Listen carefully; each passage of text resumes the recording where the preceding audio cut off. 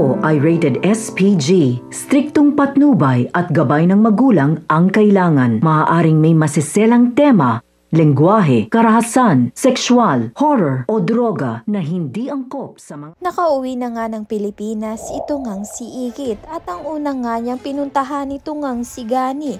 Ngunit magugulat nga siya sa sitwasyon ngayon nga nito ni Gani dahil nga ay gusto nga sila nga muna papuntahin nga sa town hall upang ngang sabihin na nga ni Gani kung ano ngang masamang balak nga nito ni Rika.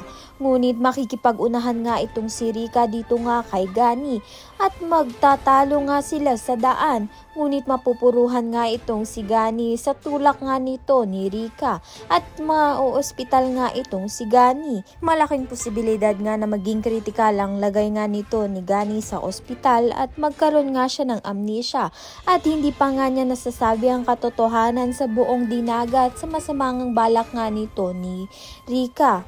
At kapag na-ospital na nga itong si Gani ay itutuloy na nga ni Rika ang kasino nga na binabalak nga nila sa buong daraitan. Ngunit si Ikit naman ang makakalaban nga nito ni Rika na hindi nga pumapayag itong si Ikit na sirain nga nila Rika ang buong dinagat dahil nga ay dito nga sila kumukuha ng panggastos at ng trabaho.